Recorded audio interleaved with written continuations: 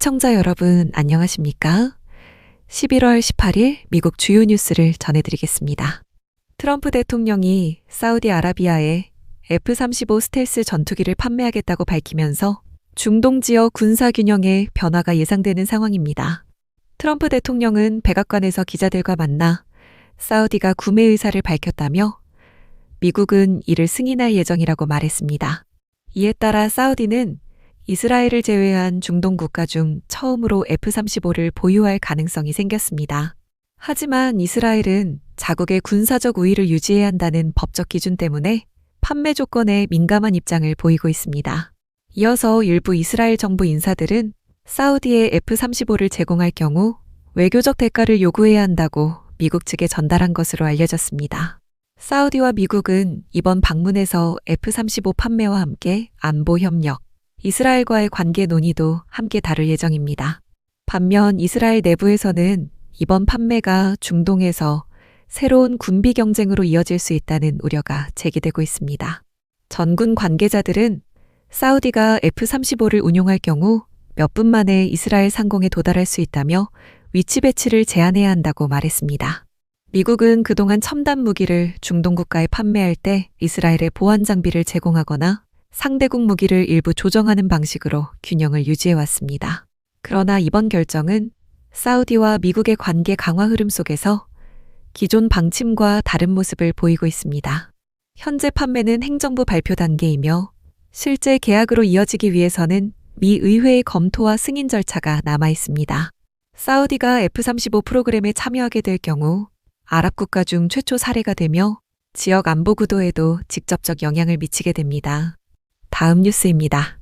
미 연방대법원이 국경검문소에서 망명 신청자들을 되돌려보내는 이른바 미터링 정책의 적법성을 둘러싼 소송을 심리하기로 하면서 남부 국경 관리 방식이 다시 논란에 올랐습니다. 이 사건은 9회 연방항소법원이 망명 신청자가 국경 경계선 어느 쪽에 있든지 사실상 미국에 도착한 것으로 봐야 한다고 판단한 데서 시작됐습니다. 이에 대해 트럼프 행정부는 해당 판결이 국경관리 권한을 심각하게 제한한다며 대법원에 재검토를 요청해왔습니다. 이어서 행정부는 망명 절차를 적용하려면 신청자가 실제로 미국 국경 안으로 들어와야 한다는 점이 법에 명확히 규정돼 있다고 주장했습니다. 반면 이 소송을 제기한 이민권 단체와 망명 신청자들은 국경에서 돌아가라는 지시를 받았다면 이미 미국 체계의 적용 대상에 해당한다고 맞섰습니다. 이 단체는 국경당국이 절차를 무력화하는 방식으로 망명제도를 사실상 운영 불가능하게 만들 수 있다고 우려를 나타냈습니다. 문제가 된 미터링 정책은 2016년 샌디에고 인근 산이시드로에서 망명 신청자가 급증하자 이후 전 국경 검문소로 확대된 바 있습니다. 이 정책은 신청자들이 미국 땅에 들어오기 전부터 되돌려보내는 방식이라 망명 신청 자격이 어디서 발생하는지를 놓고 법적 해석이 엇갈려왔습니다.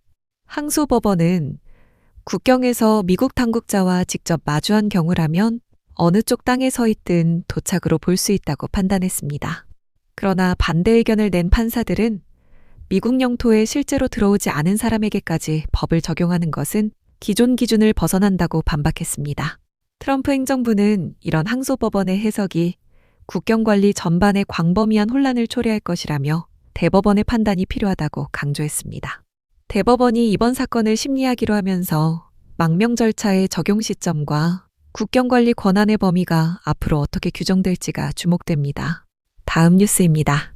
미 상원에서 러시아와 에너지 거래를 이어가는 국가까지 제재 대상에 포함하는 법안을 추진하기로 하면서 트럼프 대통령의 공개적인 지지가 결정적 역할을 하고 있습니다.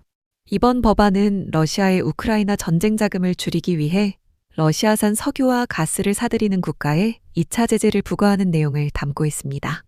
이어서 린지 그레엄 상원 의원은 트럼프 대통령이 동의 의사를 밝혔다며 상원이 법안을 곧 처리할 것이라고 설명했습니다. 상원에서는 그동안 대통령의 명확한 입장 표명이 없다는 이유로 표결이 미뤄져 왔지만 이번 지지로 표결이 가능해졌습니다. 현재 이 법안에는 여야를 합쳐 80명 이상의 상원 의원이 서명한 상태여서 통과 가능성이 높은 것으로 알려졌습니다. 법안이 시행될 경우 중국과 인도처럼 러시아산 원유를 대량 구매하는 국가들이 높은 관세나 금융 제재를 받을 수 있습니다.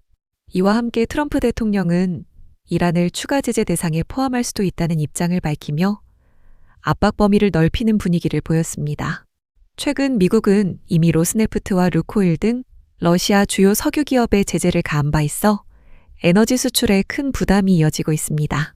우크라이나의 정유시설 공격도 동시에 겹치면서 러시아의 수출 능력이 전반적으로 줄어들고 있다고 전문가들은 분석했습니다. 미 상원은 조만간 법안 표결 절차에 들어갈 예정이며 제재가 실제로 시행될 경우 국제 에너지 시장에도 직접적인 영향이 예상됩니다.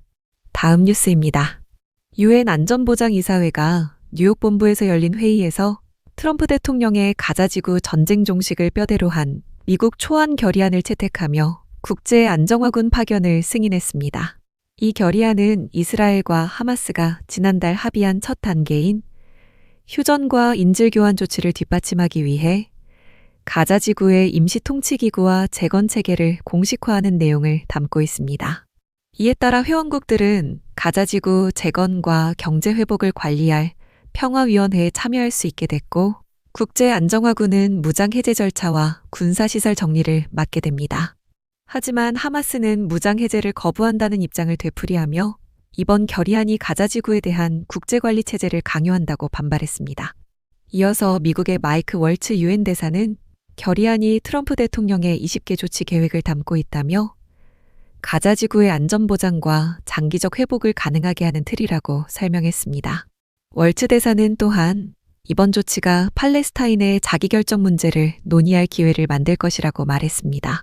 러시아는 결의안 내용에 우려를 표했지만 표결에서는 중국과 함께 기권해 결의안 통과를 막지 않았습니다. 러시아와 중국 대사는 결의안이 유엔이 향후 어떤 역할을 하는지 명확하게 제시하지 않는다고 지적했습니다.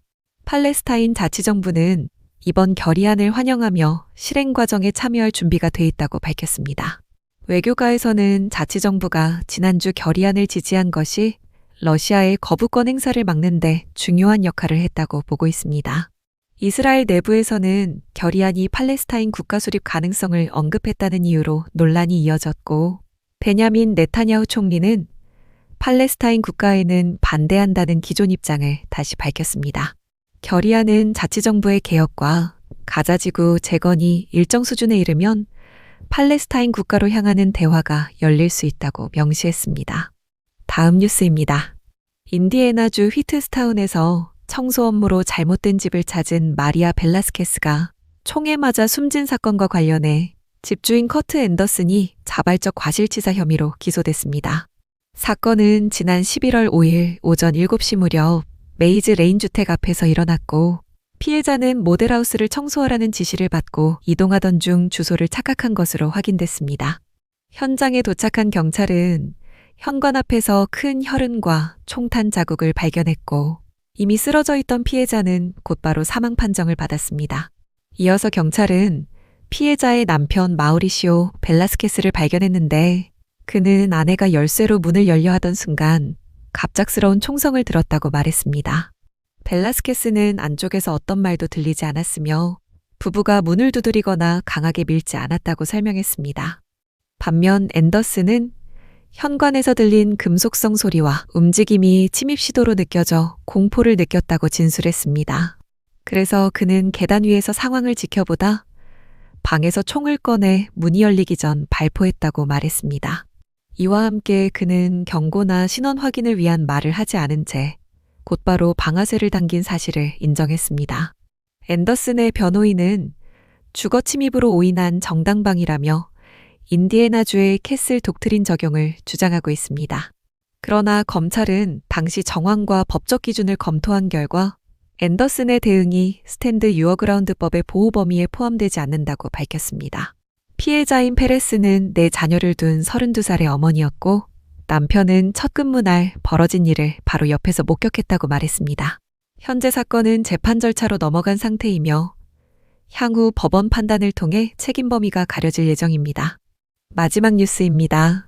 파네라 브레드가 매장 방문객 감소를 되돌리기 위해 파네라 라이즈라는 새 성장 전략을 발표했습니다. 이번 전략은 메뉴를 다시 손보고 가격 구성을 조정하고 매장 서비스 수준을 높이고 신규 매장을 늘리는 내용으로 이어집니다. 회사는 최근 몇 년 동안 샌드위치를 줄이고 샐러드 재료를 아끼는 방식으로 비용을 줄였지만 그 결과 손님이 떠났다고 설명하고 있습니다. 그래서 올해부터는 로메인 대신 섞어 쓰던 양상추를 다시 줄이고 방울토마토와 아보카도를 직접 손질해 제공하는 방식으로 되돌리겠다고 밝혔습니다.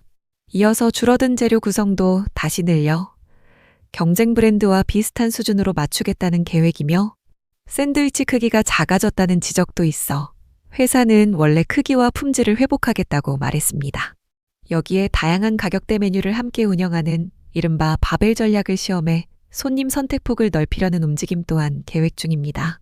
다만 어떤 가격 구성이 가장 맞는지 아직 실험 단계라고 덧붙입니다. 매장에서는 셀프 키오스크 의존도를 줄이고 홀 직원 수를 늘려 손님이 들어오면 바로 직원이 보이도록 운영 방식을 손본다고 설명합니다.